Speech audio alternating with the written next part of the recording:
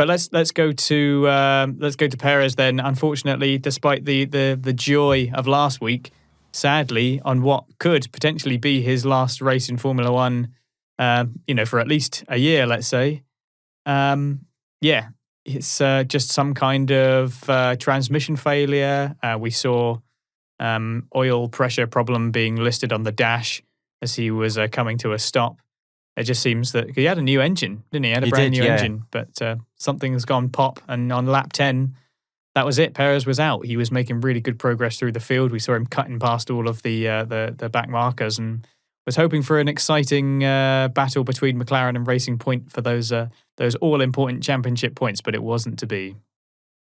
You're correct. It wasn't, it wasn't to be at all. And it is a shame to see him break down, especially on his last lap. I think if you know you're leaving Formula One, you want to drive that car to the last possible lap if it's the last time you're going to be in a Formula One car. And it's just a shame that he went from the highs. And he would have put in a banger as well. It would have been a good one. It was gearing up to be a fantastic race for him because he'd already made, I think he was in P15 or P14 at this point. And this is with the struggles he had on lap 1. So 10 laps into the race, he'd already cleared 25% of the field.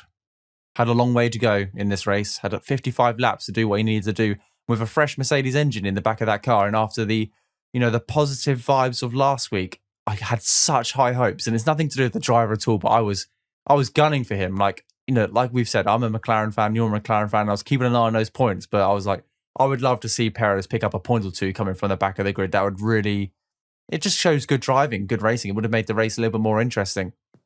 But Perez breaks down and he, you could see the anger or like the frustration on his face. He just, think he kicked something, which is fair enough. We've all done that kind of stuff before. But a virtual safety car was triggered. And then all the Mercedes fans just like stopped and looked because Red Bull came in and they boxed Max.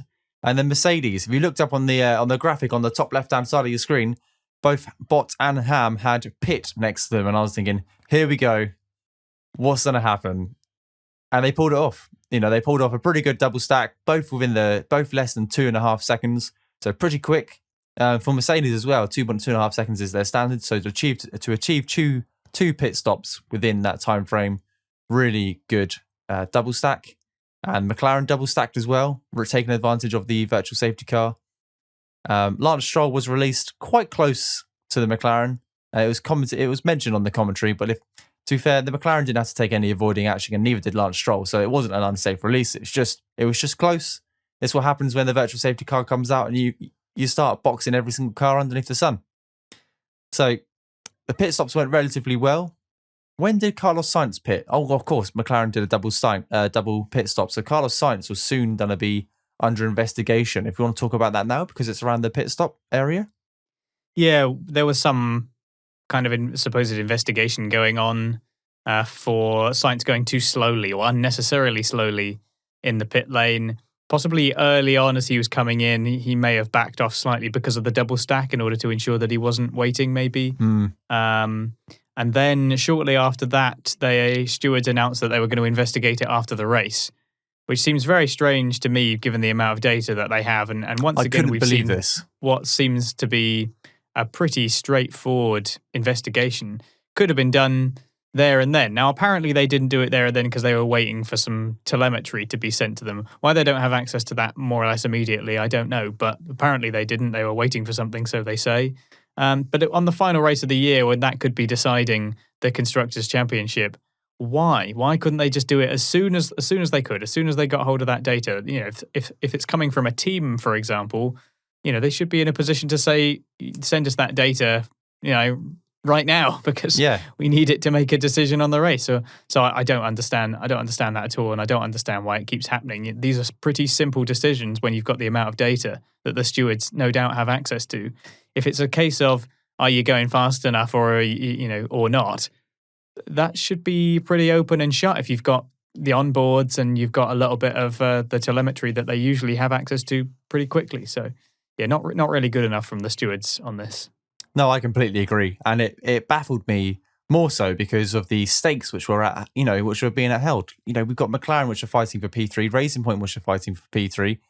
It was a discrepancy between those two teams. So why they didn't want to get that squared away as soon as possible to then let the teams react and race to whatever means necessary to get, to secure those points. If it'd be a 5-second penalty or a 10-second penalty, they would have reacted differently. But why in the world would they want to do that result after the race? Imagine if Lance Stroll had finished a couple of seconds behind Carlos Sainz, and that was the difference between P3 and P4, and then you give Carlos Sainz a penalty, but you've decided that after the race. You've just decided between third and fourth in the Constructors' Championship. If that's gone to the line, if that's the situation, you need to decide it during the race. It should not be held for after the race. And like you said, telemetry, I did not buy that at all. I was like, surely the FIA have access to all this telemetry at the click of a button. And if not, get on the phone to McLaren and ask them to send it over. There's plenty of personnel in that garage. I appreciate they're all probably busy, but there's probably a whole team of people sat in the UK behind a computer, doing strategy, looking at telemetry, feeding information to Abu Dhabi.